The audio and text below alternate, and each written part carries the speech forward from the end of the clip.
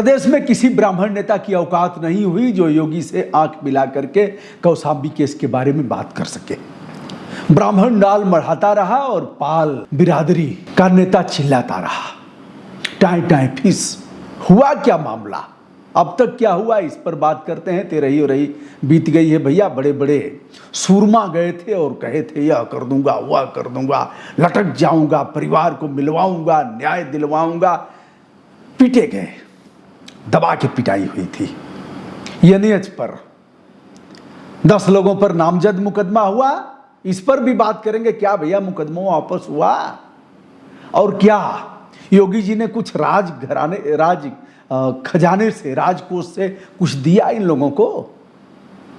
और यह भी जानेंगे कि मामले में आगे हो क्या रहा है। उन सुरमाओं की भी हम बात करेंगे और हम पीड़िता की भी बात करेंगे। हम नेता विपक्ष की भी बात करेंगे, सत्ता की भी बात करेंगे। एक विधायक जी कह रहे थे कि हम कहते नहीं हैं, करके दिखाते हैं और मिलवाएंगे। पता नहीं विधायक जी हैं कि नहीं हैं। हमारी बात अगर उन तक पहुंच रही हो। कह रहे थे कि हम मंडल के इकलौते विधायक हैं, कमिश्नरी के इकलौते ब्राह्मण विधायक हैं और हम कहते नहीं, करके दिखाएंगे। पता नहीं क्या करेंगे। और मैंने उस समय भी कहा था कि मुझे पता है कि प्रदेश का कोई भी ब्राह्मण नेता आदित्यनाथ योगी जी से आंख गड़ा करके बात करने की हैसियत में नहीं है। आज देखिए जो हो रहा है, दोनों की बात करता हूं। क्या मामला सत्य है, क्या असत्य है, यह तो तय होगा जब कोई उच्च स्तरीय जांच होगी, नार्को टेस्ट होगा। नार्को टेस्ट के बाद चिल्ला चिल्ला करके मामला आ जाएगा, सामने आ जाएगा। यदि सिद्धार्थ उर्फ धन्नू ने छेड़खानी किया है, हालांकि दुष्कर्म का मामला पहले भी प्रकाश में नहीं आया, मेडिकल जब जांच हुई और जब उसमें नहीं आया, लेकिन पॉक्सो लगा। पॉक्सो बड़ा विशद है, उसके बारे में हम फिर से बता करके विलंबित नहीं करना चाहेंगे, क्योंकि हम पॉइंट ऑफ व्यू पर आना चाहते हैं। सीधे सीधे विषय पर हम बात करेंगे। तो मामला पहले क्या हुआ, 28 मई का मामला है, आप इससे भिज्ञ हैं। 28 मई को रामबाबू तिवारी के घर कथा वार्ता थी, उसी में वो लड़की गई थी और लड़की के साथ बताया गया कि ऐसा दुष्कर्म हुआ। फिर मामला तत्काल अपराध दर्ज होता है, आनंद फानंद में सिद्धार्थ धन्नू को जेल भेज दिया जाता है। फिर रामबाबू तिवारी दौड़ते हैं यहाँ वहाँ, सब जगह खिगियाते हैं, कोई सुनता नहीं है। फिर पॉइजन खा करके उन्होंने अपनी जीवन लीला समाप्त कर लिया। यह है थाना सैनी और ग्राम है लोहंदा। उनके मरने के बाद चक्का जाम होता है 5 तारीख को पोस्टमार्टम होने के बाद, और फिर बुरी तरह से पिटाई होती है। महिलाएं भी पीटी जाती हैं, बच्चे भी पीटे जाते हैं। फिर मामला गर्म होता है। तत्पश्चात अब आते हैं नई भूमिका में डिप्टी सीएम ब्रजेश पाठक। फिर मामला उलटता है, क्या क्या हुआ। फिर सिद्धार्थ की जमानत भी होती है और उधर भूप नारायण पाल जो ग्राम प्रधान हैं उनके ऊपर केस दर्ज होता है और 25,000 रुपये। ग्राम प्रधान की जमानत हो गई और धन्नू भी जमानत पर आ गया। पुलिस ने आनंद फानंद में फिर रिपोर्ट लगाया कि ऐसी कोई घटना नहीं हुई और भूप नारायण पाल ने उस महिला को बरगला फुसला करके ऐसा किया है। जो है उसे मैं बता रहा हूं, हालांकि गालियां मैं दोनों तरफ से सुना हूं। 9 जून को हमने प्रेसिडेंट ऑफ इंडिया के यहाँ एक याचिका किया और वह याचिका हमारी दर्ज हुई। उस पर प्रदेश सरकार से रिपोर्ट मांगी गई है। हमने कहा कि दोनों परिवारों में वर्ग संघर्ष की स्थिति है, दोनों वर्ग में, और फिर दोनों अपनी अपनी बात कह रहे हैं। ऐसे में एक रास्ता है कि इसका केंद्रीय अन्वेषण ब्यूरो से जांच करा दिया जाए।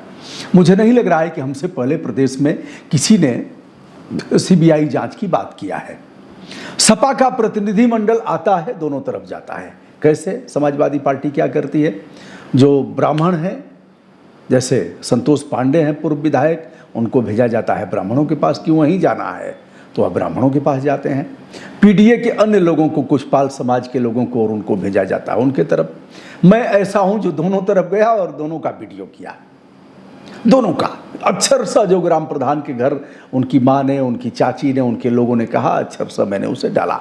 इधर भी मैंने इन लोगों को भी थोड़ा सा बढ़िया से समझाया कि आपकी हैसियत क्या है, आंख गड़ा करके, आंख मिला करके बात करने की हैसियत नहीं है, जय जयकार करो, और क्या कर सकते हो।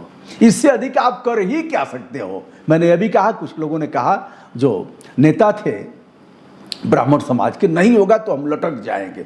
हमने कहा कि और कर ही क्या सकते हैं। अब न लटकने वालों का पता है, न लटकाने वालों का पता है, और सब खामोश हो गए। तेरही और रही सब बीत गई, मामला अब ठंडे बस्ते में चला गया। गाली खूब सुन लिया। अब इस पर अब मैं बता रहा हूँ, समाजवादी पार्टी ने दोनों तरफ से भेजा, दोनों तरफ लोग गए और अपनी अपनी बात करके रिपोर्ट दे दी है। अभी तक यह मामला, चूंकि पाल समाज यह बात मानने के लिए तैयार नहीं है कि यह फर्जी मुकदमे धन्नों पर लगाया गया था। वह पाल समाज यह कह रहा है कि गरीब बिटिया थी, वास्तव में परिवार गरीब है। मैं वहाँ तक भी गया था। अगर माँ से मुलाकात होती तो, लेकिन मुलाकात हमारी नहीं हो पाई। प्रधान के परिवार में गया और इन लोगों के परिवार में गया। तो अब पाल समाज यह मानने के लिए तैयार नहीं है कि ऐसा नहीं हुआ है।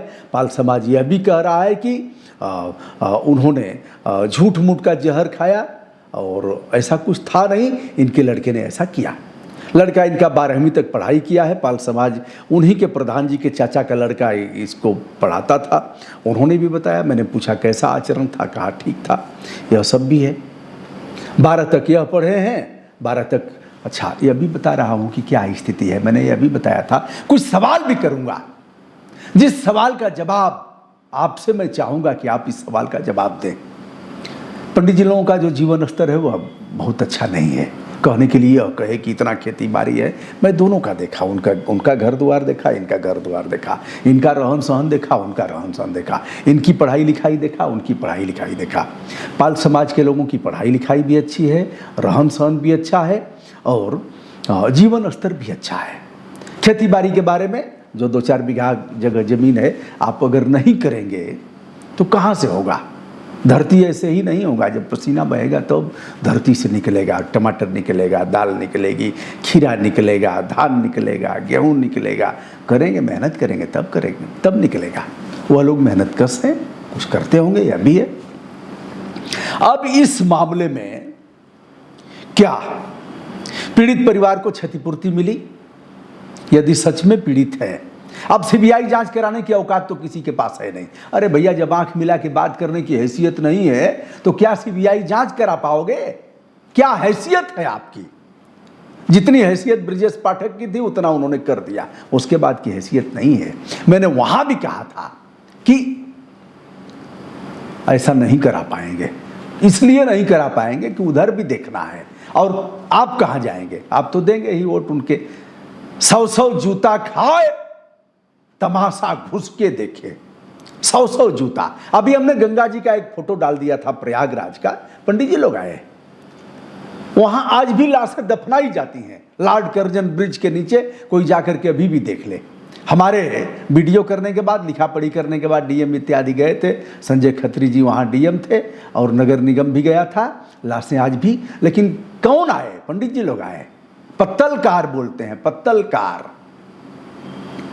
यह बर्दाश्त नहीं करेंगे, यही इनकी हैसियत है। मैंने कहा, बेटा तुम्हारी माँ की सौगंध दिला रहा हूं, सुबह जा करके देख लो। और हमसे आंख मिला करके नहीं बतिया पाओगे, न तुम बतिया पाओगे, न वह बतिया पाएंगे। क्योंकि अभी तक, आज की तारीख तक, मैं आगे नहीं कहता, आज की तारीख तक हमने अपना चेहरा बिगाड़ा नहीं है। आज जिस समय मैं वीडियो कर रहा हूं, इस समय तक हमने चेहरा अपना बिगाड़ा नहीं है। इसलिए आपकी हैसियत नहीं है।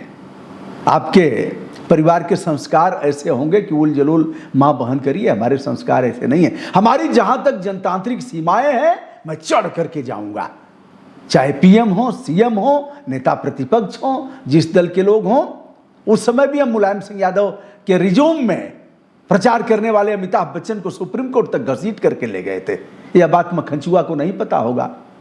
यूपी में दम है क्योंकि जुर्म यहाँ कम है और उस समय अपराध बहुत अधिक थे। खदेड़ करके किसी भाजपाई के छाती में दम नहीं था जो ले जाए। लेकिन अब यह है कि लगता है कि सनातन विरोधी, ये भैया बतावा लोग ना, क्षतिपूर्ति मिल गई, मुकदमा खत्म हो गया। क्या हुआ उसमें? कुछ नहीं होगा। और वैसे ही 100 जूता खाए, तमाशा घुस के देखे। सैकड़ों लाठी अगर भरे चौराहे पर पिटाएंगे तो भी कहेंगे जिंदाबाद जिंदाबाद। एक लाठी पर कहेंगे जिंदाबाद जिंदाबाद, दूसरी लाठी पड़ेगी जिंदाबाद। इससे अधिक तुम्हारी हैसियत क्या है? मैं न आपका हूं, न समाजवादी पार्टी का हूं, न बहुजन समाज पार्टी का हूं, न कांग्रेस का हूं, लेकिन आपकी हैसियत जानता हूं कि यही आपकी हैसियत है। मैं भी पीड़ित हूं। मैंने कोई गुनाह कर दिया क्या? गंगा जी में दिखा दिया कि 3 फीट 4 फीट बालू हटा करके और उसी में लाशें दफना करके और फिर उसको ढक दिया जाता है। प्रतापगढ़ की लाशें आती हैं, कौशाम्बी की लाशें आती हैं, प्रयागराज की लाशें आती हैं। फिर चढ़ करके एक पंडित जी ने कहा कि अच्छा होगा कि चले जाओ। यह स्थिति है इनकी, बर्दाश्त नहीं करेंगे यह। और यही कारण है कि यह दंड भी भुगत रहे हैं। बताओ, सीबीआई जांच कराने की औकात है? ब्राह्मण नेताओं बताओ, तुम्हारी औकात है कौशाम्बी के मामले में सीबीआई जांच कराओगे? नंबर 1।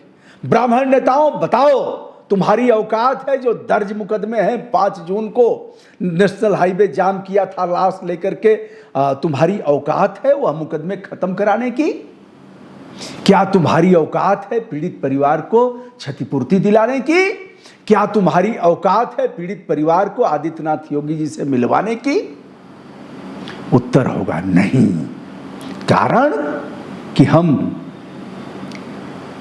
कितना भी लाठी खाएंगे, करेंगे जय जयकार। यही तुम्हारी औकात है, इससे अधिक कोई औकात नहीं है। दोस्तों, मैं हूं ब्रजभूषण दुबे। ना काऊ से दोस्ती, ना काऊ से बैर। पाल समाज से भी कहूंगा, दबाव बनाओ सीबीआई जांच की। गाली देने से अच्छा है गरियाते हुए। एक दिन रामविलास पाल ने हमारे पास भेजा, एक माँ बहन सब गरियाया था एक पाल, और कहा कि गुरुजी इस पर FIR दर्ज हो जाए, हम लोग मदद करेंगे। क्योंकि वह लोग हमें जानते हैं। मैंने कितना मदद किया है पाल समाज के लोगों का। मैं जनप्रतिनिधि रहा हूँ, हमारे यहाँ लोग आते जाते रहे हैं। सम्मान के साथ खड़ा होकर के बैठाना, खड़ा होकर के छोड़ना, एक गिलास पानी और एक चाय पिलाना, वो लोग हमारे बारे में जानते हैं। जो नहीं जानता है वह गरियाएगा। हमने कहा रामविलास छोड़ो, क्षमा कर दो उसको, वो हमारे बारे में नहीं जानता है। पंडित लोगों ने भी गरियाया खूब। ठीक है, इसका मतलब हम ठीक कर रहे हैं।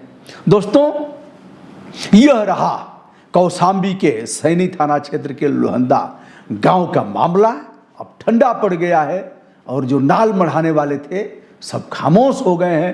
फिर नया मामला आएगा और अपनी अपनी बिरादरी के लोग तलवारें निकालेंगे म्यान से, उस पर शान धराएंगे और फिर वर्ग संघर्ष की स्थिति आएगी।